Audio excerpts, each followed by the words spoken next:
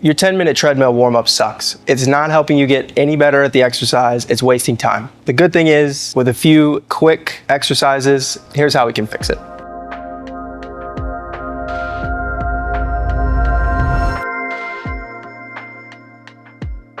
One of the basic frameworks that we use to build a proper warm-up is called the RAMP protocol. RAMP is an acronym that stands for Raise, Activate, Mobilize, Potentiate. The R in RAMP stands for raise. We want to raise your heart rate and your body temperature. This is going to make your joints feel better, body's going to be more prepared for exercise, and it won't feel so abrupt when you hit that first set. So we do this by using low impact, easy cardio to bring that heart rate up, and that will then increase your body temperature and blood flow to your muscles. We want to pick something that's low impact and easy. So this is where you can actually insert that treadmill that you were using. We want to go about 3 to 5 minutes at a pace where you can maintain talking comfortably.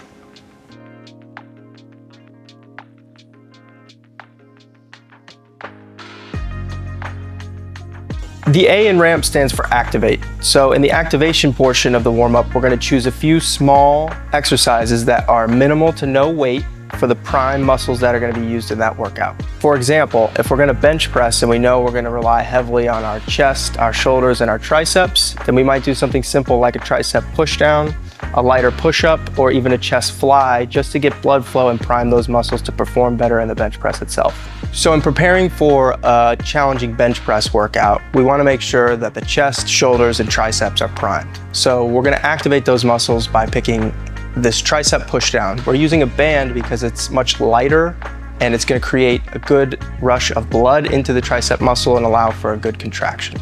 So as you see here, we're just going to go for 10 to 20 reps with a very light band that's comfortable, and we're just staying strict posture, upright, shoulders are back, elbows down to the rib cage, full extension every time. Another key muscle in bench pressing are the shoulders. So the shoulder is broken down into 3 different deltoid muscles, and we're going to hit all 3 by doing this exercise with the bands. So again, we're going to choose a light band that allows us to do 10 to 20 reps, and we're going to go through full range of motion, focusing on contracting that shoulder at each position. The final activation exercise we're going to use is specific for the chest, and it's actually going to bring all 3 muscles together, and we are going to do a basic push-up where we are counting to 3 on the way down, full stretch, chest to the floor, and then pressing away, squeezing the chest together and pushing away from the floor as hard as you can. The key here is that we want to make sure those elbows are coming out 45 degrees towards the rib cage. We want to stack the elbow over the wrist for as long as we can, and we want to keep the hips up in a neutral position. So we don't want them to go up too high, and we also don't want to let them drop all the way through where we see that U curve in the lower back.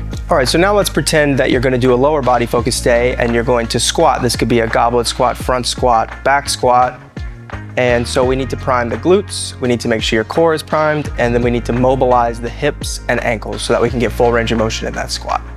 So the first exercise that we chose is the lateral step here with the hip circle band. So we want to pick moderate resistance where we feel like we do need to engage the glute. You'll feel that burning sensation in the side and corner of your hip. And we're standing up very tall, no knee bend and no bend at the hip.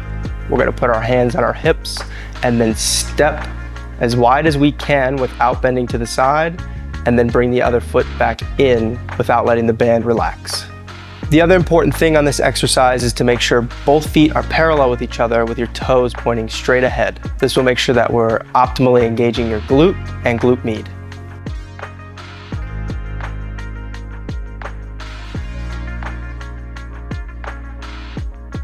The M in RAMP stands for Mobilize. So at each key joint, we want to make sure that it is able to go through a full range of motion. And if we can take that joint through full range of motion under no load before we actually get to the heavier movements, it's going to be much safer and you're actually going to be able to stretch more, allowing you to build more muscle and be safer. So the exercise here is called a hip CAR. CAR stands for Controlled Articulate Rotation, which is just fancy terms for mobility. So the hip is a key joint for the squat. If we're not able to move through a full range of motion, you're going to start to see that chest drop forward, or we're not going to get low enough and see those legs go below parallel. It's also going to make you more susceptible to a back injury or neck, hip pain. When we're performing this exercise, we want to put our arm on the wall for balance, or you can use any other stationary object that's about shoulder height. Then we're going to lift the knee as high as you can forward without letting the hips move. So you're noticing that the spine stays in a neutral position the whole time, and then we're going to go as wide as we can. You can imagine there's a hurdle there that we're trying to lift our foot over. And then the last piece is we're going to circle that leg back again without tilting the torso forward, and then return to the starting position. The key on these exercises is to take your time and go through as great of a range of motion as possible.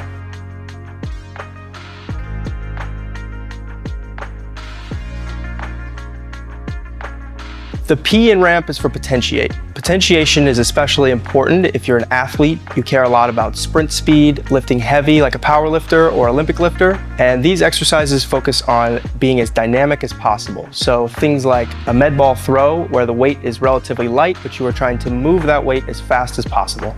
For the last exercise here, we chose a box jump. So here we're jumping on a tire that is a comfortable height that I know I can jump to. And instead of jumping to the box, I want to jump as high as possible and then land. So we're actually looking at how far the hip travels vertically, not how high you can lift your feet. When you land, you want to land with a soft knee bend, but do not squat all the way at the top. This exercise for potentiation is going to wake up our nervous system and make sure it's prepared when we step underneath a load, whether that be a bar or a dumbbell. It is already ready to push that weight. So your first set won't feel like, wow, everything hurts, this is horrible.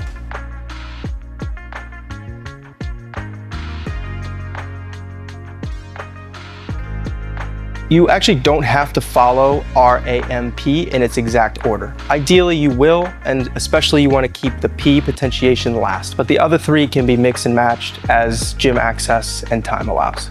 So if you want to get more out of your workout, increase the longevity of how long you're going to be able to work out, reduce your chance of injury, try the ramp protocol or check us out at exis.life.